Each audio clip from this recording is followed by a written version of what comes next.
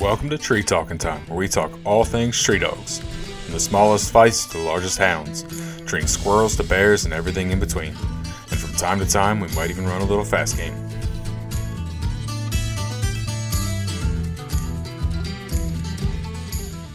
I'm here tonight with Stacy Barger, and Stacy's father started the Barger line of feist, if I'm not mistaken. Is that correct? Yeah, really my grandpa. Okay. Well, that's why we're here. We're here to learn the history of the Barger feist. So we can go all the way back to your grandpa. All right. But how about you tell us a little bit about yourself before we get into all that? Well, I'm Stacy Barger. I was born right here on this farm, never left it. Been here on this farm all my life. 54-year-old, and I've never left the farm. Introduced to these dogs, I've 4 or 5-year-old. We'd squirrel hunt, coon hunt. There's been a dog here since 1948. When they bought this farm, these dogs has been here. Didn't have no papers, just dogs, feist dogs. And Papa, he and my great grandfather, they hunted, farmed. My dad was into horses. He went all over the world. He had over 100 head of horses here. He went all over the United States showing these horses. Wow. And won the world championship with Appaloosa Halter mare, and he reserved world championship with the daughter of that mare. Wow. My dad was, whenever he done something, he done it to be the best. He wasn't satisfied just having something, and he wanted to be the best. Okay. And that was like with anything he ever done, the horses. And then he got into these dogs. My grandpa, he'd always get me and take me squirrel hunting, coon hunting. They'd carry the lanterns and carbide lights. I mean, we come up just barely could see, to walk with what we was carrying, but had a blast, had fun, and I was hooked. Like I said, I was probably 4 or 5-year-old, and we walking these old hills, and I was having a big time. I thought it was something, Yeah, definitely. And my dad got in. He sold the horses out, and he got into these dogs serious. Early 80s. Okay.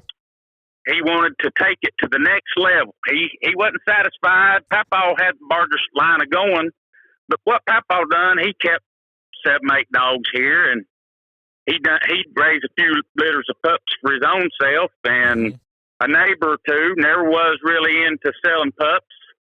These dogs started out intention for us. Yeah. Wasn't for nobody else. They kept these pups. They wouldn't sell them. They kept them for their own self. They had tree squirrels, coon, possum, groundhog. They're a meat dog. Yeah. That was the intention. That was the whole purpose of these dogs. And to put food on the table, really. And that's just the way we was. We killed anything, we skin it out, and we eat it. Papa always said, if you don't need the meat, leave it on its feet. And so Daddy wanted to get serious with these dogs. So in 1986, there's a dog called Solly's Doobie, won the world championship in squirrel dog hunt. It wouldn't do. Daddy had to have a female dog out of that dog. Okay. So he found one in West Tennessee by a guy by the name of Cy Tinkle. Had this dog. Her name was Miss Doobie. And Jerry Soley in Texas owned this dog, the Solly's Doobie dog that won the world in '86. He owned him. Okay. And Daddy got a female out of him. And then his next thing was in 1987, there's a dog called Shelton's Alex. Dr. Shelton down in Alabama owned that dog. 1987, that dog won the world. Nice. So he was a sure enough squirrel trend machine. Mm-hmm. And Daddy had this female. She was a couple year old when we bought her, the little Miss Doobie. Yeah. So he got a hold of Dr. Shelton, and me and him, Papa, went off to Alabama and bred this little dog, the Shelton's Alex. Mm-hmm.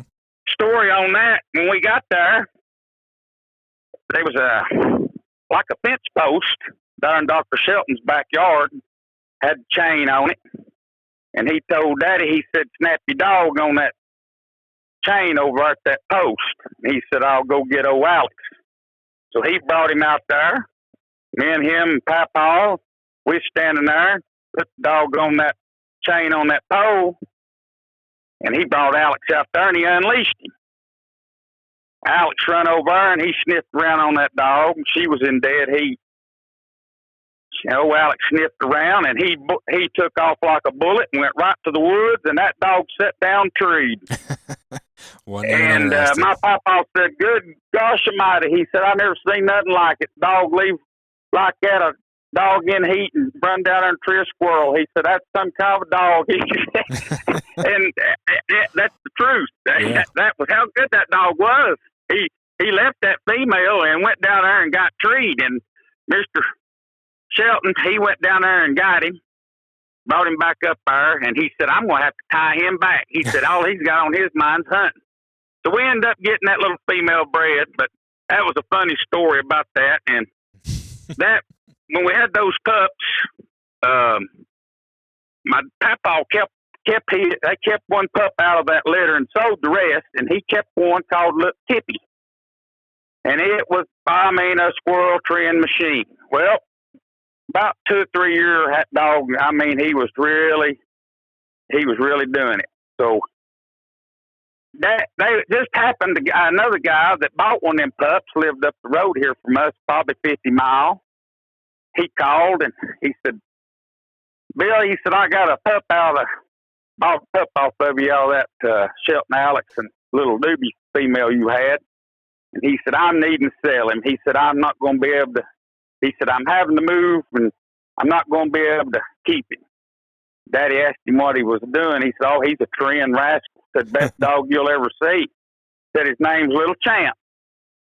Well, we went up there, and we got him, brought him home, and Little Champ now is in about every one of these pedigrees of these dogs that's been raised here. You can go back in all these papers just about and see Little Champ. That's awesome. And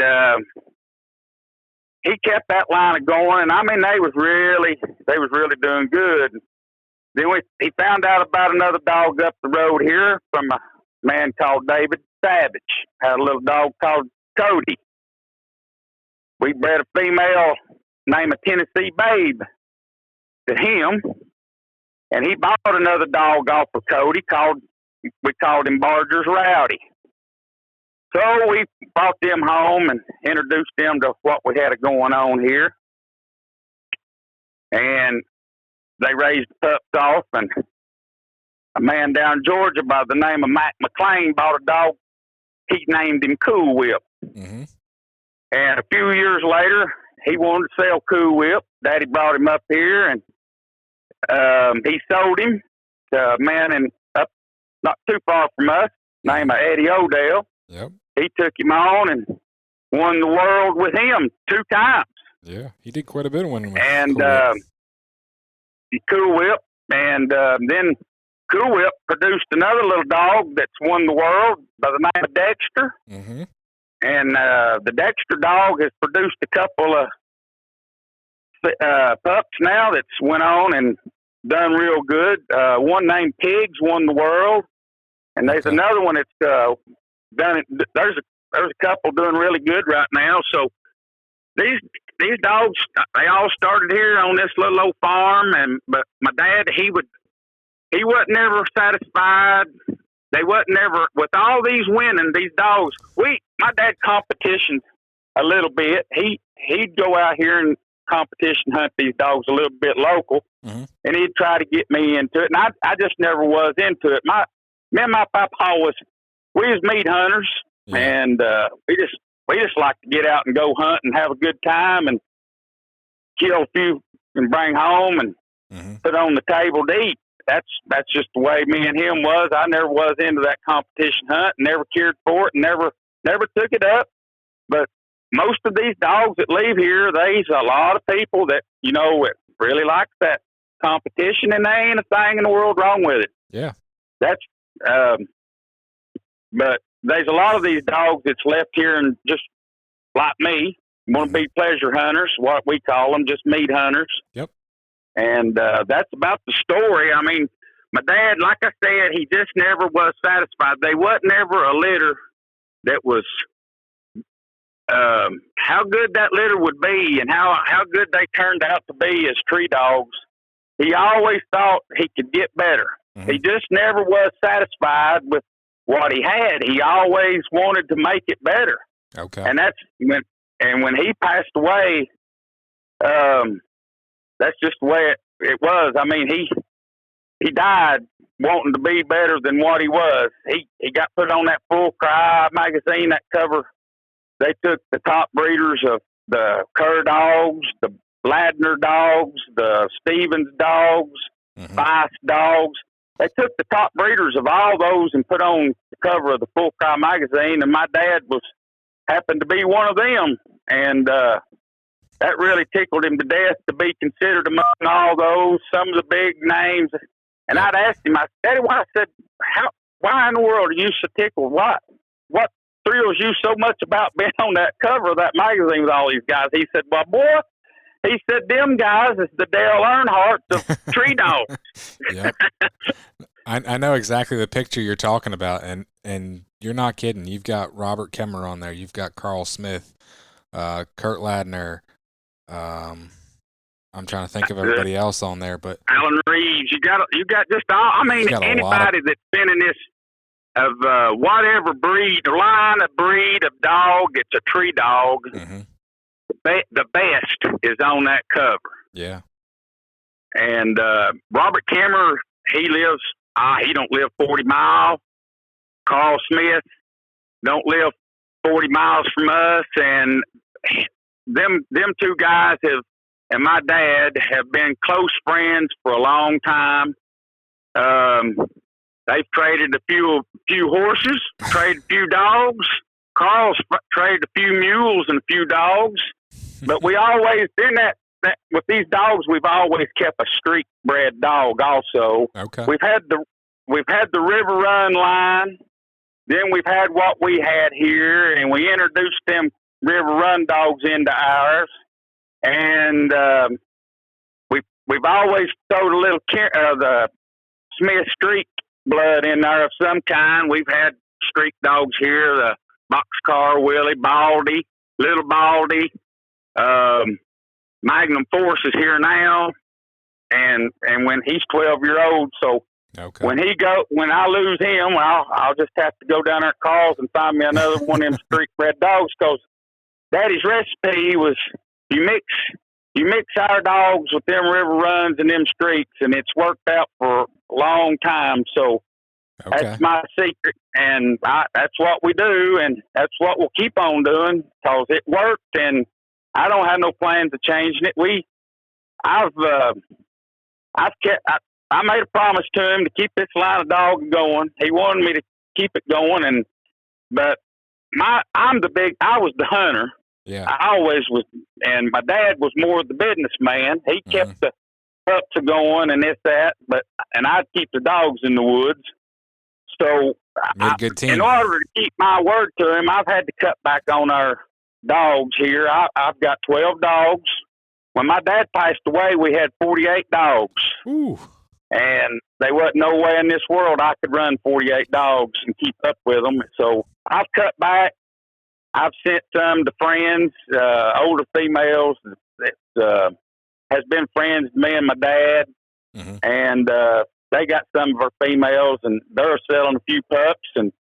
But I've kept a few here. We got 12 here, and that's about the level I want to stay at. I don't want to get plumb down out of business, but I don't want to get too far ahead either. I want to stay about where I'm at, and that's just my plan. And we'll raise 3 or 4 litters of pups a year, and that's about what we're going to do. I'm gonna keep my word from what my dad's done. But let me tell you, I wish he was here today and sat here, and he could tell you so much more about these dogs than I can ever.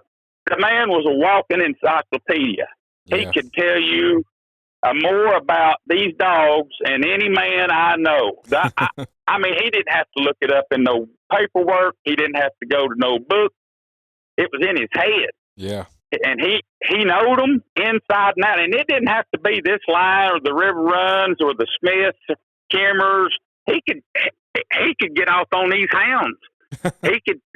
Well, he could take off on these Walker dogs, and I mean, he just loved tree dogs, and he studied them, and he kept it in his head, and he wanted, just like I said, he wanted to be the best there was. He wasn't satisfied. He just wanted to get better. There wasn't never a litter born here that was good enough. He had to outdo that litter. That's just the way he was with it, and I guess it's paid off. You know, because there's been a lot of good dogs here that I've hunted. He's kept me with good dogs all my life. I've not ever had to worry about finding a good tree dog. There was always one here for me. And but the reason he started putting these street dogs in these feists, a lot of people don't like that. It puts too much size on them or whatever. You know, they can't hunt some of these hunts if they get too big, but. Yeah. The reason my dad done that,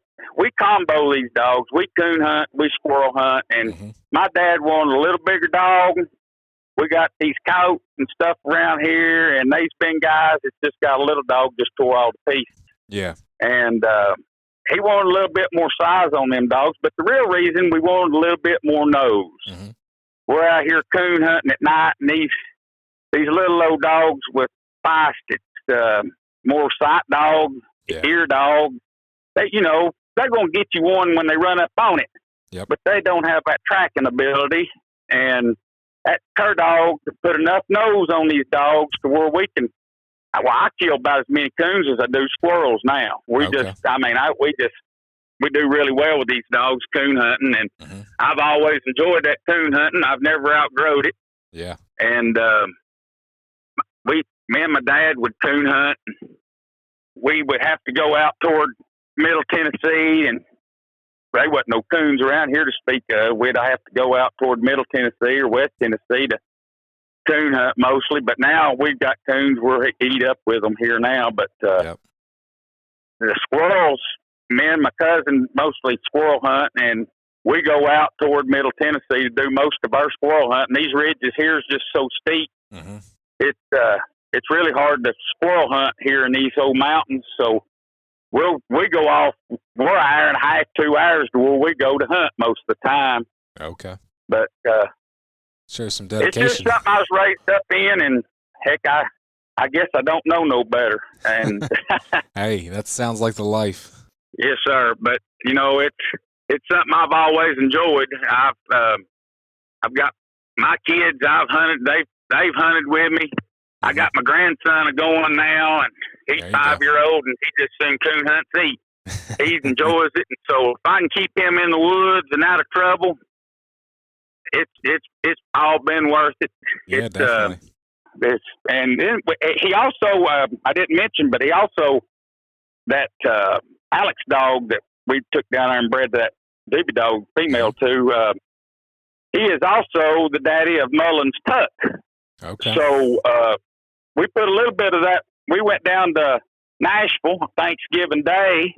Jody Mullins come into his mama's house down there. She lives in north of Nashville. So Daddy had bought 2 pups from him, a male and a female. Jody brought them down there met us in Nashville. He's from Arkansas. He met us in Nashville at his mama's on Thanksgiving, fed us Thanksgiving dinner there at his mama's. And we got 2 little old pups out of his tuck dog, which is out of that Alex. So we've mixed that was another way of mixing that Alex dog into our dogs. And we used a little bit of that Mullins. But that was about the only Mullins that we used. Mostly the River Run line, we've had JD, River Run JD. We've got the Don Price's Blackjack. We've got just now we had a dog here by the name of Troubadour, Hijack, which is out of Tim Cosby. Then that's when we started getting our River Run dogs from Tim. Okay. And he'd have the monkey or the beaver dog, and we would Troubadour. And now I got a dog here now. It's River Run line. We call a boy named Sue. Okay. And I'll tell you a good story about that one. Tim Cosby and my dad has been real good friends for a long time. Mm-hmm. And they'd come up here and they'd swap. He'd take on some of our dogs and bring us some of his. We traded out dogs for breeding, and mm-hmm. So Tim calls Daddy. He said, I got a red pup down here, female, that I want you to have. So Daddy says, well, I'll tell you what I'll do. He said, I'll send Stacy down that way to get him. He said, I'll meet him part way. He said, I'll meet him out about Clanton. That's about the middle of Alabama. Okay. So me and my cousin load up one morning. We head toward Clanton, Alabama. We get down about Chattanooga. Tim calls me on the phone. He said, Stacy, he said, buddy, he said, I feel so dumb. He said, I feel stupid. I said, what's the matter, Tim? He said, buddy, he said, I told your dad that was a female. And he said, I wanted him to have that red female. And he said, I went out there this morning to get it. And he said, I picked that booger up. And he said, it is a male. And he said, I feel so stupid. So Daddy called. And I said, let me get a hold of Daddy and see what he wants me to do. So I called him. He said, just go on down there and get him. He said, we'll make it work. It'll be all right. Don't worry about it. So he called Tim and he told him. So Tim calls me back and he said, your daddy says it's going to be all right. Just come back now. Come on down here. I'll meet you in Clanton. I said, yes, sir. I talked to him. He told me the same thing. I'm on my way, buddy. So we pull in down there at Clanton. He's sitting there waiting on me. So when we get out, we said our howdies. And I said, Tim, he said, I'll tell you what. He said, I ain't never done this in my life. He said, I've raised dogs all my life. And he said, I don't know how I've done this. He said, I just feel stupid. And I said, but don't worry about it. It ain't no problem. He said, well, it bothers me. He said, y'all come a long way for this pup. And he said, it wasn't what you was coming at. I said, Tim, it's going to be all right. We're going to make it work, buddy. It's going to be better than it was. But I said, I'm going to tell you something. That dog's done got a name. He said, I named him just as soon as I found out about this mistake. He started laughing. He said, let's hear it. And I said, well, you ever hear that old Johnny Cash song, Boy Named Sue? I said, well, that's what that dog's name's going to be. I said, his name's going to be Barger's Boy Named Sue. He laughed, and he said, boy, that dog will have a story from now on, won't he? I said, he sure will. Yeah. So about halfway home, he calls me. He says, Stacy, he said, I think that's a great name. He said, I always have a story with that dog. He said, you'll think about me all the time, every time you name that dog. And I said, I sure will. But he said, I want you to do me one favor. He said, spell that Sioux like the Indian. He said, S-I-O-U-X. I said, Tim, buddy, I said, that's a good idea. So that's how old boy named Sue got his name. Too funny. But he's turned out to be a good one, and that's our River Run dog now. And we keep that twisted in there, a little bit of street, a little bit of River Run, our dogs, and that Cody dog. And we ain't prejudiced. If there's a good dog somewhere out there that we like, we'll breed to him and see how it works out. Just like I said, my dad was always one to try to get a little better, and if you stir it the right way, you just might find that secret ingredient. So that's what we do, and we'll know whether we need to keep it doing what we're doing or try something different. Yeah. Now, when you first started, you said your papaw had these feist dogs. What were the dogs like back then? What'd they look like? Well, What'd they hunt like? well, they were a red dog, and like I said, most of these dogs back in the early '60s, '50s, '60s, they didn't have no papers. They didn't know what a set of papers was. But Oh no, most I of these understand. old dogs, they was just old. They was red feist, and then later on, toward the late '60s, they was they got some white feist. They was solid white. They didn't have a mark on them, and Mm-hmm. they was crossing them red ones and them white ones. Okay. And they would get them white dogs, and they would get some red, and they'd get some with white and some red on them, and that shows up a lot in our breeding today. Okay. And that fact, just this last year litter I raised here not too long ago goes all the way back to that Soley Doobie. Mm-hmm. That little old female that we got, Miss Doobie, she was a white dog, and she had a smoke mouse-colored spots on her. Now, that you keep in mind, this dog was back in these pups now's generation, 5, 6 generations back. Yeah. Long way back. And I bred the dog I've got here now called Red Man to a female that it goes back to Doobie. That's way back on her. And I had 4 blue pups. They was just as mouse-colored as they could be. I lost 2 of them, but I raised 2 of them, and one of them went to Mississippi, and the other one went to Louisiana. But every now and then, you'll have just something like that show up in our dogs. For the most part, for years, our dogs were just as red as a red bone hound. Yeah. And that's the way they were. They was just red. And then every now and then, a white pup would pop out. And we started getting more close than that troubadour dog we had, the River Run. He started putting a little bit more black in these dogs.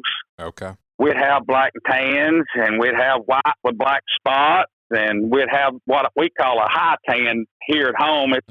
It's sort of a red dog with a black saddle back. Yep. We call them high tans, but we had a lot of them. Donald Barnes he's got 2 or 3 of those, and he's done real well with hunting. He's down toward Nashville. He's got some of the best dogs around here. They're just as good, and they're the high tan, what we call high tan. But we got we've got a lot of different colors now. With some of the this Magnum Force dog, he puts a lot of red pups out with the white trim, or yellow pups with the white trim. He's a yellow dog with white trim. Yeah. But with these red females I got, a lot of these pups is coming out red with the white trim. And we got a lot of that coming now, but we got a brindle dog here now. So we are to start having some brindle pups. We've had a few brindle pups along the way, but we should be having a lot more brindle in our pups now, because I've got a high tan dog here out of a daughter of Cool Whip, and an older male dog I've got here out of Old Rowdy, and he's that high tan, and I've got that brindle female, and I plan on crossing him. So we'll probably have some more of them high tans with the brindle coming out. Yeah, getting a little bit more into that, but I don't know. We're color variety. We don't have. It's in phases a lot of times. It's just funny how they come out. We've bred red dog to red dog, and heck, we'll have a whole litter of white pups. Yeah. So it's things that's in that background, that pedigree from back there that just pops out. It's funny, you think, if you betting on what color they'd be, you'd bet this or that because of what you're breeding to, and they'll fool you. Yep. No, color genetics is crazy, and I've tried to learn a little bit about color genetics because I have leopards, and Merle, of course, is a goofy gene in itself, and then you add in how it interacts with other things, and trying to understand it. I'm not a geneticist by any means. I took a genetics class in college, and I passed it by the skin of my teeth. So, well, I know what you mean. We just we just mix them together, and it's just like throwing a bunch of paint in a bucket. We'll see what we get. But our dogs, we got what we like. Like I said, we've got the river run, we got the street, and we'll mix them together. And it's been working for a long time, and don't have no plans of changing it. That's just what we do, and we like to hunt. And you know, I raised up with it, and man, I've just had the time of my life. I like to shoot. I like to kill, you know, and come back with a sack full. I couldn't kill enough. I wanted to limit out when I was a younger man, but now it don't bother me if I don't kill anything. Now I get so much pleasure just watching these dogs work and hear them tree. You know, it's the sport of it now more than it is the kill. I don't know. I've got soft in my old age or something. I don't know, but I have just as much fun now if I don't shoot nothing. I tell you what, them dogs will tree, and it'll light me up. My papa, he hunted till he was 80-something year old. Wow. And he'd come pick me up, and I was probably 14, 15 year old. And now this old man, I'm telling you, he was in his 80s. And we'd go out there and turn loose, and we just ease along, you know. And I thought, we just taking our time, easing along, and them dogs would tree, and that old man would find another gear, and it was all I could do to keep up with him. He'd outrun me. I'm telling you what, he changed gears when that dog treed. He would, and he couldn't get there fast enough. He wanted to get there before that squirrel left or rode out or whatever and got in the hole, you know. But he'd find another gear, and he'd hunt a man to death. But that's the way I don't know. My papa got me introduced in it, and then my dad, we really got into coon hunting. And when I got into the high school, we wanted to coon hunt more. So me and him, some friends here that lives around home here, boys I went to school with, we'd coon hunt, and we'd let Papa do all the squirrel hunting, and me and him and these boys around here, we was coon hunting. We was going everywhere coon hunting. Yeah. And then he got to where he got to wanting to hunt with Papa, and I'm glad he did get to hunt with him there before he passed on, and me and these boys around here, we'd coon hunt, kept coon dogs going, so we always have coon hunted. And then then I started squirrel hunting more with him. Okay. He needed somebody to squirrel hunt with, so I got more into the squirrel hunting than I was the coon hunting.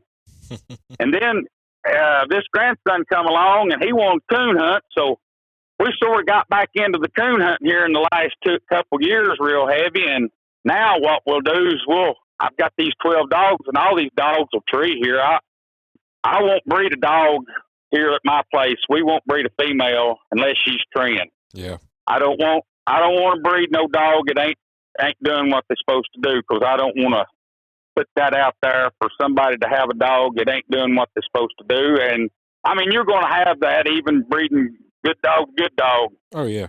I don't care how good a dog they are. If they ain't took off the chain or out of the lot, they ain't gonna never make anything. You know, exactly. They've got to have the opportunity, or they're not going to be anything. Mm-hmm. And that we've got back into this now. We'll squirrel hunt to dinner or so, daylight to lunch, and we'll come home, rest up, eat a bite, put 2 or 3 more dogs in the woods at dark, and coon hunt. That's about the way we're doing it now. And nice. But and I want to say this too: the Barger stock feist. My dad put them to where they at today. I mean, he got them registered. He through the NKC. There's a registered breed. Mm-hmm. Got them recognized, you know, and he put them on the map. He bred them up. He done everything he could do to make that Barger stock feist be a better dog than what it was. He done a lot of good, and I'm super proud of what he's done and accomplished. He's very smart and done an awesome job. And like I said, I wish he was here today to just talk to you, because I have nowhere near, not even a quarter of the knowledge of dogs that my dad had. But with that said too, we've been very, very lucky and got dogs into the right people's hands. Mm-hmm. People that hunted these dogs and put them in these hunts, or just pleasure hunted, or what, word of mouth done more for this breed than anything else, I think, because everybody seen. People would come here and buy these dogs, and they said, "Man, we was in the woods and hunting down at one of these WMAs, and this guy's dog was just staying treed, and we'd pick one or two up here and there, and this dog was just treeing all day long." And said, finally ran into this guy and asked him, "So what in the world kind of dog y'all got?" And he said, "That's one of them Barger stock feist."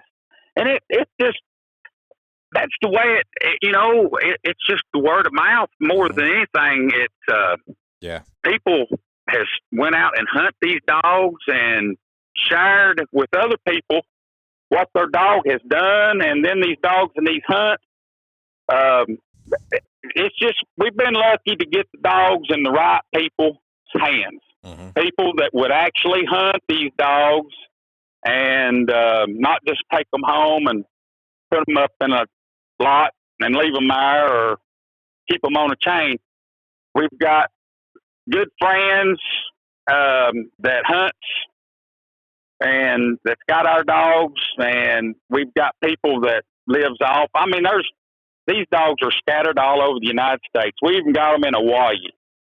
There ain't even a squirrel in Hawaii to hunt, but these guys bought these dogs to take over there. They made hog dogs out of them. And they cool. They're everywhere. Every state, California, Arizona, they're everywhere. I mean, I don't know about Alaska, but they're everywhere else. They're Hawaii and California, Arizona, they're all out. And it's just, like I've told people before, I said, I like a dog that trees. I don't care what kind it is. If it's a Barger, if it's a river run, if it's a cur dog. I like hounds. Mm-hmm. We've chased these hounds through the woods. I've had hounds here. I like to hear a hound run a track. But I'm just a tree dog man that likes to hunt a dog. And I was just fortunate enough to come up into this line of dog, and I'm just carrying on a name, and hope I can carry on and keep doing what my dad wanted and make him proud. And that's all I've got in mind, is just to keep going what's going, and hope I don't crash it somewhere. No, it sounds like you got a pretty good handle on it. Now, you said when your dad was breeding, he wasn't afraid to outcross to a good stud dog, but did he do a lot of line breeding, or were you doing a lot of just outcrossing? We would. No, we would. One, we got, he'd outcross these dogs, and then when we got here's another thing. My dad would keep a pup out of every litter. Mm-hmm. He'd go down, he'd have 5 or 6 litters here at one time, and he'd pick a pup out of each one of them. And I said, "Dad, we don't need no more." And he said, "I'm going to pick me out one of them pups." And he'd keep a pup out of every litter, and we would breed. We would do some line breeding, but we wouldn't get so close. As we didn't like to get a father to a daughter. Okay. We like to be a generation apart, or half brother to, or something like that. We didn't get right real close. We like to get apart a little bit, but we would line breed them. Back to here now, I've got a pup coming to me that's going to be double Cody and double Magnum. Mm-hmm. It's got them. So but we never did like breeding real close and tight. Okay. But we would breed them a generation apart. We wanted a little bit of separation there. Mm-hmm. No, I was just curious. Some people are real big fans of it, some aren't. Like I said, you'd mentioned some outcrosses, so I was curious how you guys bred. Yeah, some people's had some good luck with it and got some good dogs, but we've also seen some. It's crazy. Mm-hmm. They don't. I mean, they'll just bounce and run into they're just crazy. They don't act right, but some people's done it and had very good luck with it. And you know, I'm not going. If it works for one man and don't another, you know, that's how it's done. I mean, some people can do it and it works, and then Yep. the others it just don't. We tried to stay apart just a tad. We have line breed these dogs, but we don't like to get tight. Is what I'm Okay. trying to say. Mm-hmm. No, I understand that. These dogs that the little feist, that's more of the eye ear dog Mm-hmm. that use their eye or their ears more than anything else. Them dogs have their days. They ain't nothing wrong with them dogs. Mm-hmm. And I don't want anybody to think I'm a bad mouthing their line of dog. Them dogs have their days. If you've got squirrels, if you've got a lot of squirrels, them's the dogs to have. Yeah. But if you've got, we're scattered here in these old hills, and there's places that's loaded in Tennessee with squirrels, and then there's places you just gotta grub them up. You know, Mm-hmm. and that's why we wanted a little bit more nose to do it, have a little bit more tracking ability. Okay. But like I said too, we coon hunt these dogs, and we wanted that nose more for that than anything because we comboed them. But Yep. you know, these guys that goes down here and like down South Georgia, for instance, where they got all these pecan farms and stuff. Man, them squirrels is just by the thousands. You can jerk a vine on a tree, and them jokers will shoot out there a dozen at a time. Oh, well, them, you know, that's just you don't need nothing but what I was, you know, the smaller line of feist to hunt stuff like that. But every dog has his place, and every dog has his day. I mean, heck, I can turn these dogs here, mine loose sometimes, and I'll think they don't know nothing, you know. And then the next night I can turn them loose. Well, I'll tell you what they'll do, and my dad always told me, we've turned these dogs loose, and I know was dang gum good dogs. And they'd make a big wide circle out there, 200, 300 yards, 400 yards, and then they'd circle back another way, and they'd be back in our side, and they'd be walking, following us out by our side.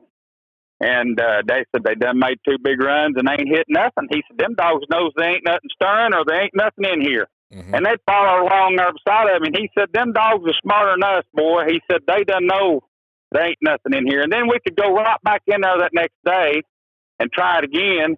And we could put squirrels up left and right. They just, you know, dog knows. Every dog has his day. If them squirrels ain't a-moving, you just spinning your wheels. You might as well go to the house and get your fishing pole. Yep. Well, we need some good stories. I mean, you've got all these years of hunting with these line of dogs, and your dad and your papa. Like, we need some good stories. Well, I'm gonna tell you one on my cousin that helps with me. His name's Nicky. He stays here a lot and helps me. He's my dad's brother's boy. And he's about like a brother to me. I'll just be honest with you. We're that close. But we went down here to a place squirrel hunting, and there was a big old creek. It's about knee deep, and Nicky can't swim a lick. He couldn't swim a lick. So we went down there. And we're going to cross this creek. We had on our rubber knee boots up to our knees. Mm-hmm. And that creek was about knee deep. Well, there was a tree across that creek. And that creek's probably, I'd say 15 foot wide. It was a pretty good little old creek, stream, you know, there. Yeah. So I found that tree, and I bounced myself, walked across that tree, and I called the dogs across. And I told old Nick, I said, come on across here. He said, I'll fall in there. He said, I ain't walking across that tree. And I said, you're going to have to get over here. Dogs have done went over and got treed. I said, Nicky, get on over here. I said, dogs is tree. Let's go. He said, I ain't walking across that tree. I said, well, wade across that water. He said, it'll be over my boots. And it was a 50-degree, 55-degree day. It was warm. I said, well, it ain't cold. I said, you get over here, you can wring your socks out. It'll be all right. So he hit that water, and he started wading across that water. And I could see an old log laying down in that water with moss all over it. Green moss all over that old log. Mm-hmm. And I told Nikki, I said, watch that log there in front of you now. Don't trip over it. Well, just no more got that out of my mouth. I don't know why, but he decided he was going to step up on that log. Yep. Both feet shot out from under him, and down he went, plumb underwater. Now, keep in mind, this wasn't but knee deep. Mm-hmm. Well, he come up, and he was on his knees with his head out of the water, and he was beating that water, and his eyes was big as saucers. And he was beating that water with his hands, and he thought he was drowning. And I kept hollering at him. I said, Nicky, I said, stand up. Nicky, stand up. And finally, he heard what I was telling him, and he stood up, and he said, I don't know why I didn't think of that. He said, I about sat there and drowned. But we've had some good times, though, Nick. It's always something happening. He carries a ball bat now. He'll beat the side of them trees, make them squirrels move. And we squirrel hunt. We get down there in Middle Tennessee, down there in some big timber, and it's hard to see up in that, all the way up in there, find them squirrels. So we'll hit them squirrels, hit them trees with a ball bat and try to make them squirrels move. Yeah. So we could get a shot at them. Or if the leaves are still on and it's early in the season, and them leaves are still on, we'll hit them with that ball bat and try to get them to move, or we can get an eyeball on them to shoot them. But I've never tried that, but I've heard it works really good. It does sometimes. I mean, it don't happen every time, but we'll hit a ball bat. Now, I'll tell you another little trick we do. We'll get one of these water bottles and put about a handful of gravel in it and carry it around our game bag, and you can rub that thing on that tree, that water bottle, that gravel, and it makes the awfulest noise you ever heard. And a lot of times we'll get them things riding, moving, doing that too. Same thing. Interesting. We just little tricks we picked up along the way. Some of them we've come up with here to try, and then some from people that's come here to buy these dogs. They told me different things. There's one guy come here. He said, if you'll take one of them green lasers and shine up in that tree and walk it around all in them limbs, he said, them squirrels will move. They can't stand that laser. I've not tried that trick yet, but I'm willing to try it and see what happens. But yeah, no, anything that works. Hey, we're looking for an advantage anytime. Yep. We've had some good times. We coon hunt down here on the lake, Center Hill Lake. It's it's like 30 foot deep at the bank. It's deep. It's rock bluffs all around it. And I'm telling you, it's 25, 30 foot right up against the bank. We went down there coon hunting. We used to coon hunt there back in the 80s when there wasn't no coons here. That's where we was going to coon hunt. We'd put the boat in the water, and we'd pull up in them big sloughs, and we'd turn them dogs loose up in them big sloughs, and we'd always tree coon up in them sloughs down there. They was just eat up a coon. Mm-hmm. So cousin went with us one night. We had there was three of us in our boat, and my cousin took his boat, and there was three of them in his boat. And this boy here, he's one of them that went with my cousin. He's sort of a heavy set feller, and he wasn't very agile. So he was at the front of the boat, and it was real rocky, and he got up at the front of the boat. He was going to catch the boat so it didn't run into them rocks. Okay. Well, when he stuck one foot out on them rocks and had one foot in the boat, my cousin throwed the boat in reverse because he thought he was going to tear his boat up. Mm-hmm. And he pulled that boat right out from under that old big boy, and down he went. Ooh. And now it was 10 degrees, and we was about 5 miles up the river from the truck. And the time we got home with that back to the truck with that boy, he was miserable. Oh, I bet. He looked like an ice stick. He went plumb underwater, and I mean he was froze to death. But it's been a lot of fun and a lot of good stories, and there's always something that'll happen. You know, you can always count on something going haywire somewhere. And yeah. But Shoot, man, it's just something I've always liked, enjoyed to do, and Mm-hmm.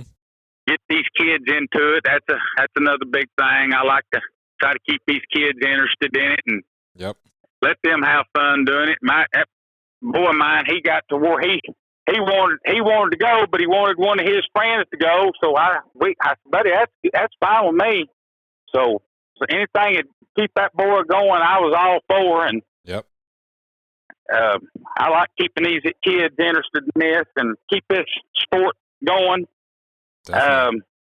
You know, today, who knows where we'll be 5 years from now? I don't. The way the world's headed, I don't. And who knows? And Yep. I'd like to think, keep this tradition of going squirrel and coon hunting. That's the way I was brought up, and I've never been in any trouble. And I've kept my nose clean, and my dad's introduced me to these woods, and it's kept me out of trouble. And I just feel like that's a part of what's done it. And definitely.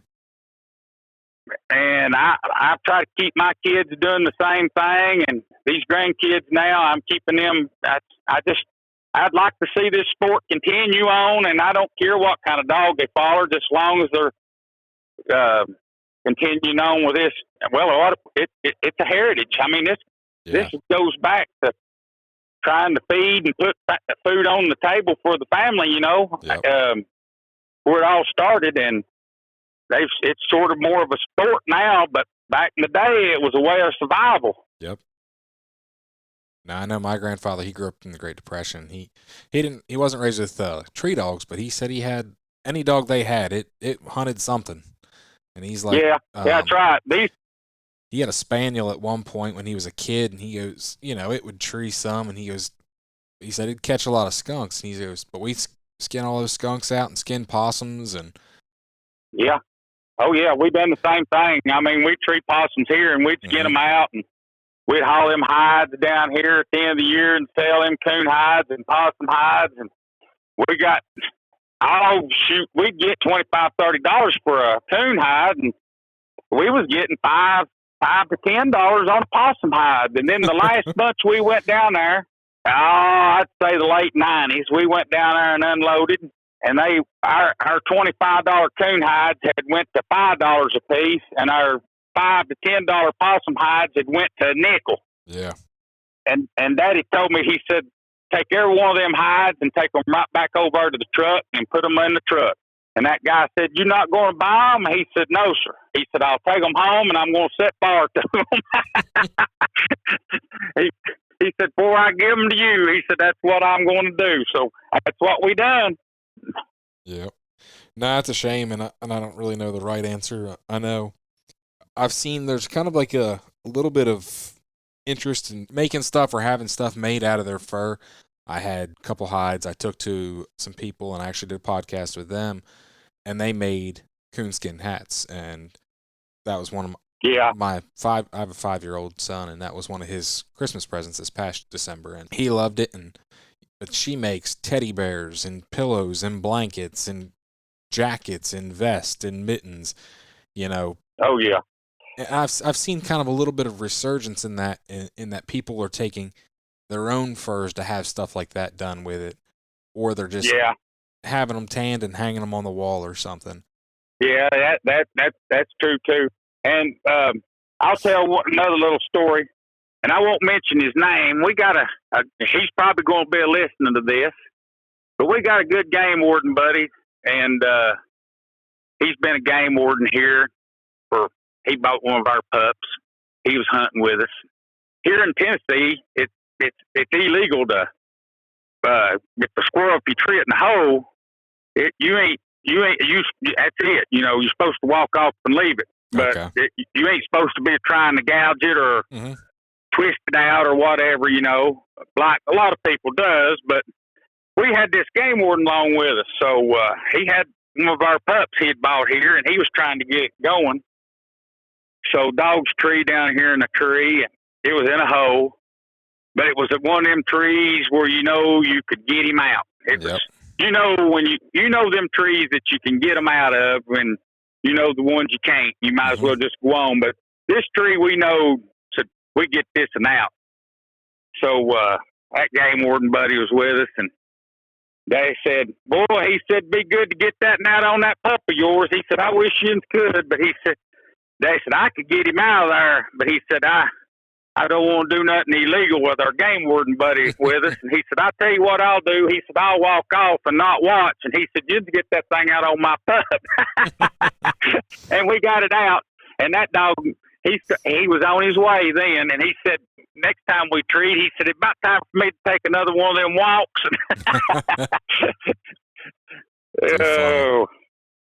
Oh, yeah. I'm agree with you on the getting the kids involved, and I've been taking my 5-year-old a little bit, and he loves going. He's not much on going in the wintertime, but when it's not real cold, he likes to go. Yeah. Well, that's that youngest grandson of mine. He likes that coon hunting, and we'll take him squirrel hunting. And he said, Paul, he said, I like that coon hunting better. And I said, you do? He said, yeah. He said, ain't as much walking. Them coons, what we'll do coon hunting anymore, we tree one. Unless it's in. Now sometimes we turned out on them in 5-10 minutes after we've turned out. We've had one treed, mm-hmm. and if we do that, we'll go on down the holler and get after another one. But now if it's a hour or so went on before we tree one, what we usually do is just snap the dog up and come on to the house after we treed one. We'll just ain't no use of going on, and we'll just come back to the house. But now if it's a quick one, goes up real quick, we'll move on and try to get another one. But that's about what we coon hunt. And he likes that. That don't wear the kid out, and he's enjoying it. And so whatever it is, it's making him happy. It makes me tickled to death. Definitely. And my dad, it really tickled him when these people would come and get these dogs and get these pups. Most of the time, they was a kid mm-hmm. would come with their parents, to get that pup. Dad, he always took the time. It really pleased him to see a kid with a pup. He said there ain't no kid in this world that ought not have a pup of some kind. Mm-hmm. And that really tickled him to death. He'd get his picture made. A lot of people would take their picture with the kid and my dad, and that just tickled him to death for these awesome. kids. And a friend of mine down in Georgia, Brian Alexander, they'll have a big hunt. He's a preacher, Baptist preacher down in Georgia, and he's got our dogs and had them for a long time, and good friend. And he'll have a hunt down there, and it'll be a lot of kids. They ain't never had the opportunity to do that or be around any kind of hunting or anything. And he'll take them once a year down there, and they'll hunt a place and introduce them to the squirrel dogs and treeing and shooting squirrels. And like I said, a lot of these kids they would have never had this opportunity in their life. It'd just been something they would have never known anything about. Yeah. And stuff like that pleases me. I really, because I really want this sport to live on. And it's our kid that's going to have to carry it on. And so much more for them to do these days. For me, I didn't have nothing. All I had to do was go hunt. That was my pleasure. But these kids has got so much more to the games and computers and all that stuff. There's just so much more for them to take an interest in than, I didn't have anything to shoot. If I was going to do anything, it had to be done with hunting, because that was the only kind of fun activity there was. But I like for these, have an opportunity. Everybody needs an opportunity to see whether they're going to like it. They can make their mind up whether they want to like it or not. But most of these kids, they take a shine to it, and they like doing it, and then it lives on. So awesome. That's what it's all about. Definitely. Well, Unless you got something else, I think that's a lot of what I wanted to cover. Some stories and some history, and No, sir, I don't have anything else. And I tell you what, I appreciate you giving me the time to do this. no, And I appreciate you coming on. and I would have liked to have been able to have told you more. Like I said, my dad could have. I would have given anything if he could have been here and told this story instead of me. Mm-hmm. But I'm not really I'm not as good about telling a story or sharing things as my dad was. My dad could tell it and talk it all day long, and